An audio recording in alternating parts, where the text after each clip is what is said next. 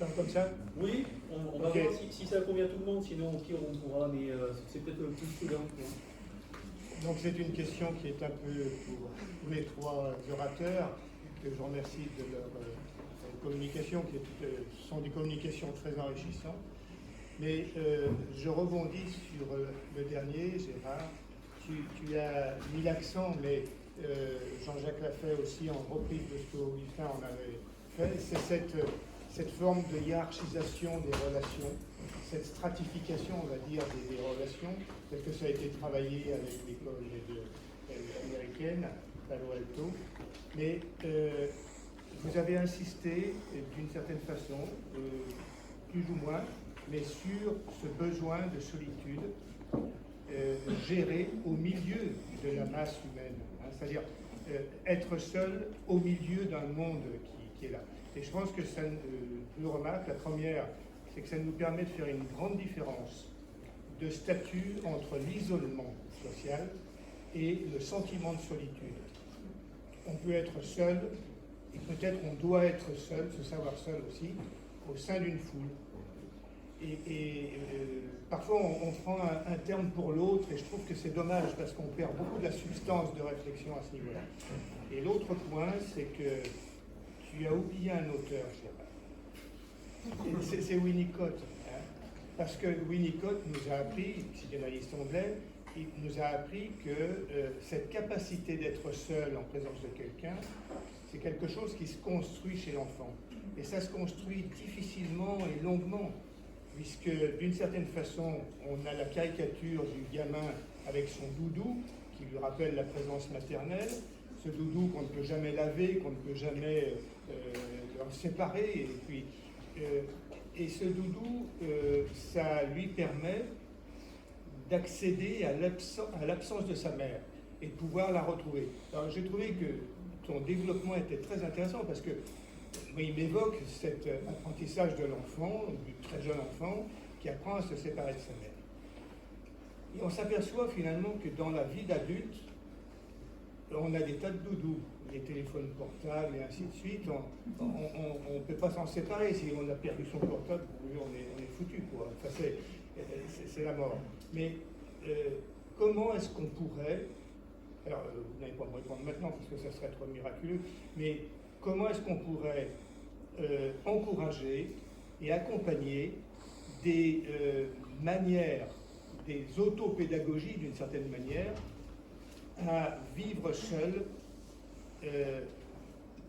à vivre la séparation et à se savoir seul et unique. Moi, j'avais l'idée que plus on vieillissait, plus on avançait en âge, plus on était dans cette capacité.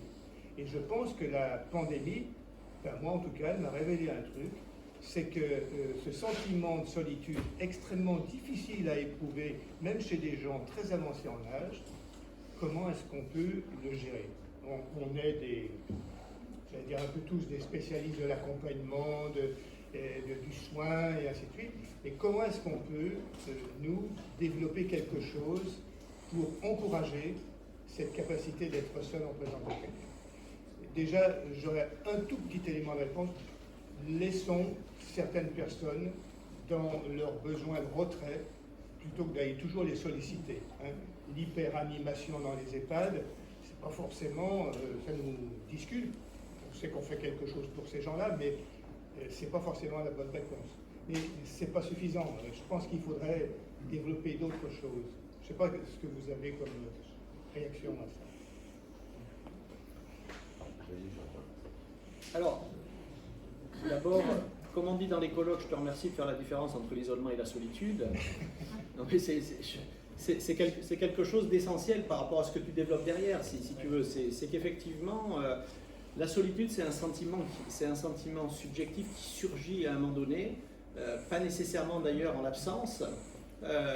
Donc ça, c'est vraiment, et ce qui est terrifiant effectivement, c'est ce par quoi tu finis, parce qu'on voit quelqu'un seul, on se précipite sur lui pour pouvoir lui donner de la présence, hein, ce qui n'est pas nécessairement. Le problème de la solitude et de l'isolement, si tu veux, pour moi, c'est le problème de la contiguïté des désirs.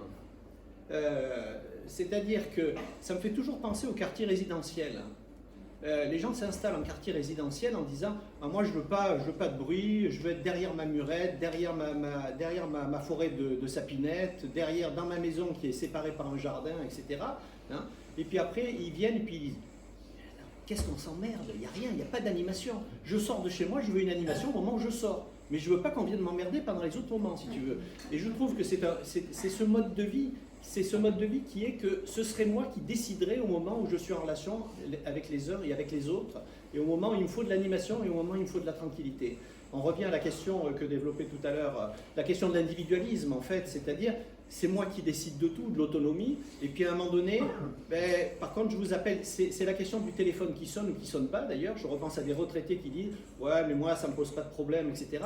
Je repense à un de mes anciens trésoriers qui me dit « vous aviez raison Jean-Jacques, ça fait 3 mois que le téléphone sonne plus » alors que je pensais tous ces gens au moment où je suis parti, ils m'ont dit « t'inquiète pas, on va te recontacter » etc. Et donc le fait de penser, la question du désir de la relation à l'autre, etc., qui s'évanouit parce qu'on est dans une société individualisée. Donc je pense qu'il y a vraiment quelque chose, c'est vrai qu'il faut faire un effort partout pour faire la différence entre l'isolement et la solitude, parce qu'on peut avoir un réel plaisir à être seul, hein, qui peut durer, mais la question elle est toujours de se dire, est-ce que là où j'ai vécu pendant une semaine tout seul et je me suis fait jouir tout seul, à tous les points de vue, ce ne sera pas mis au procès verbal. Si, ah merde, bon. Mais on caviardera après. C'est le fait de se dire, est-ce que si maintenant j'ai envie de quelqu'un, est-ce que c'est possible? Et je pense, tu sais, je gérais un service de lutte pour les personnes âgées en situation d'isolement, que j'avais monté à Agora, qui fonctionnait 24 heures sur 24, 7 jours sur 7 à Bordeaux. Et les bénévoles râlaient parce qu'ils disaient « Non, mais elle nous téléphone quand son fils vient de partir. » Alors qu'elle a eu une visite. Et je disais « Mais c'est ça justement le sentiment de solitude. C'est d'un seul coup, c'est le gouffre dans lequel on se trouve à un moment donné, parce que justement, c'est à ce moment-là qu'il n'y a plus de possibilité de relation. » Voilà. Donc je pense qu'il y a vraiment d'abord un travail à faire sur cette question de l'isolement qui est finalement un calcul de fréquence, hein, et de choix. Alors que la solitude, voilà, je pense que c'est vraiment ayant beaucoup travaillé sur ces questions-là, et notamment autour de la question du passage à la retraite et de la grandière, je pense que c'est le pire sentiment. Hein. On meurt plus, j'ai toujours raconté, mais ça continue de se vérifier, on meurt plus de solitude que du fait de boire ou de fumer 2 paquets de cigarettes par jour. Dixit, les sociétés qui font des stats sur les assurances-vie. Donc, voilà. Je complète juste ce que dit Jean-Jacques, et puis, parce que je ne suis pas tout à fait d'accord avec toi, Jean-Jacques. D'accord. Oui. On s'était mis d'accord pour ne pas être d'accord. Parce que justement, pour moi, dans le côté de la solitude, c'est un peu ce que j'ai évoqué dans mon propos, c'est en quoi la solitude permet la rêverie. En quoi justement ce temps de solitude n'est pas un temps vide, ou peut être, je n'arrive pas à faire ma phrase, peut être un temps qui est rempli par quelque chose, qui est ce temps de rêverie, parce qu'il y a eu quelque chose qui est un moment, on va dire, fort, et qui va permettre de garder ce temps fort dans ce moment où on a envie de le digérer tranquille, où on a envie de faire quelque chose qui est ce temps d'appropriation que j'appellerais de rêverie, et qui fait pour moi de la solitude un moment précieux, et non pas forcément un moment mortifère. Oui, mais justement parce que dans ce que tu dis, je pense que c'est un problème de définition. Pour moi, la solitude, c'est le fait, une douleur qui arrive, une souffrance qui arrive, hein, qui surgit, je repense à tous les gens qui téléphonent, un truc incommensurable qui surgit, où d'un seul coup, c'est une sorte de violence absolue qui s'intègre comme ça, qui m'habite. Et ce que tu dis, pour moi, ça relève de l'isolement, c'est-à-dire, j'ai envie d'être... Oui, c'est pour ça que je dis c'est peut-être une question de définition. Je le comprends tout à fait, et je le vis très bien, ça. Le fait de pouvoir rester seul, d'abord pour être capable de vivre avec soi, hein, de développer un certain nombre de choses intérieures. Voilà. Mais si à un moment donné, d'un seul coup, j'ai envie d'être en relation avec d'autres et que c'est impossible, c'est ça pour moi la solitude, c'est une violence absolue qui surgit et qui... Je suis actuellement une vieille personne qui a 86 ans, qui est totalement isolée, voilà, sa fille qui est en train de revenir, etc. Elle en parlait très bien de ça. Et j'ai eu le malheur, la première fois que je suis allé chez elle, j'ai eu le malheur de lui dire « bonne soirée ». J'avais perdu tout ce qu'on avait acquis en restant en relation toute l'après-midi. Et d'un seul coup, j'ai vu dans ses yeux et dans la manière dont elle me l'a dit, et d'ailleurs je crois qu'elle me l'a dit quasiment comme ça, en disant « non, mais c'est pas possible ». Voilà. C'est d'un seul coup, elle voyait apparaître le spectre de la solitude qui lui arrivait dessus, et cette violence dans laquelle elle allait vivre en mon absence. Bon, ce que je peux comprendre, tous les gens qui ne me voient pas souffrent. Souffrent aussi, vous Pardon, passionnant comme débat. Sur la distinction, c'est Hannah Arendt qui joue un rôle très important dans ce débat, puisqu'elle distingue l'isolement et la solitude. Mais cette distinction, elle devient opératoire parce qu'elle pointe la crise qui traversait la société de son époque, c'est-à-dire la montée du nazisme, etc. Et donc l'éclatement, il se fait au niveau de l'isolement. D'ailleurs, Winnicott, c'est intéressant puisqu'il lui parle d'effondrement, donc c'est-à-dire une des modalités du rapport à l'autre qui se trouve d'un coup mis en crise, c'est celui le processus de cet effondrement. Et je crois que ce qui est intéressant, c'est de pouvoir,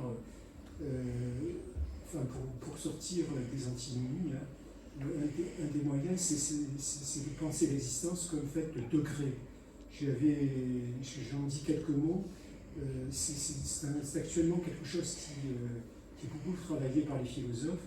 Alors il y a Jean-Luc Nancy qui est mort il y a peu, là, qui avait montré justement qu'il y avait que être pour chacun d'entre nous, c'est être avec. Et en fait, il y a effondrement au sens winnicottien quand cet avec lui-même est raturé ou ne peut plus être approprié ou ne peut plus être mis en relation par le sujet de manière sous la forme d'une subjectivation, c'est-à-dire un mouvement qui lui permet d'avoir un horizon de sens. Alors là, il n'y a plus d'horizon puisque c'est la rupture de l'être avec l'être avec, et ça, il s'agit d'une véritable coupure à l'égard de ce qu'on appelle la métaphysique, puisque la métaphysique désigne le rapport de l'être avec des instances qui sont comme, par exemple, l'univocité de l'être, ce qu'on pourrait appréhender le monde qu'à travers les mathématiques, etc., ou la science. Mais je crois que ce qu'avait pointé Jean-Luc Nancy dans plusieurs de ses livres, dans sa déconstruction du christianisme, il y a effectivement un retour sur cette question, et aussi le fait que ça devient un problème clinique dont il faut écouter les pulsations, les tragédies intérieures qui peuvent aller jusqu'au suicide. Donc il faut être très, très, très conscient de ce que l'on fait. Et je pense que c'est des phénomènes liés à l'anxiété, par exemple, qui peuvent avoir cette fonction dévastatrice. Et pour ma part, ce que je prétends, disons, ce qui m'intéresse dans la pratique, c'est justement l'augmentation de la puissance d'agir. Et elle passe par un lien avec autrui qui peut être un manque à être, au sens lacanien du terme, et qui, quelque part, permet aussi d'avoir un horizon de sens, c'est-à-dire la possibilité, par degré, de retrouver une puissance d'agir qui m'a été ôtée par des émotions ou par un rapport à l'autre qui est visiblement en panne. Qu'est-ce qui se passe pour que le rapport à l'autre soit à ce point dévasté et lui-même incapable de trouver en nous le moyen d'y faire face? Je repense à cette question à travers, justement, je pensais à Hannah Arendt, je repense sur le fait que, si tu veux, ce que je crois par rapport à cette solitude, à cette souffrance de la solitude, c'est justement par rapport à ce que tu disais sur la rêverie, etc., c'est que celui qui vit sa violence de la solitude, il n'a plus la capacité, c'est pour ça que je pense à Hannah Arendt, il n'a plus la capacité d'élaborer. Hein. Et je repense à deux comportements typiques dans la solitude. C'est celui qui va s'épuiser physiquement. Je pense à des gens qui disent, je pars dans la rue, je marche, il faut que je rentre épuisé. Et tu ne peux pas penser. C'est pour ça que je pense à l'impossibilité de penser. Ou d'autres qui se noient dans le média, c'est-à-dire, en fait, il n'y a plus de capacité d'élaboration, il n'y a pas cette rêverie possible dans la solitude. Et voilà, il faut s'échapper de soi-même. Hein, il n'y a plus de capacité. Voilà, pardon, excuse-moi. Je peux Oui. Alors voilà, vous avez abordé beaucoup de problèmes. Je vous complimente à chacun de vous parce que chacun de vous a sa théorie. Je vois que vous n'êtes pas d'accord déjà sur la théorie. Vous n'avez pas abordé le problème du veuvage. Et ça, pour moi, c'est important.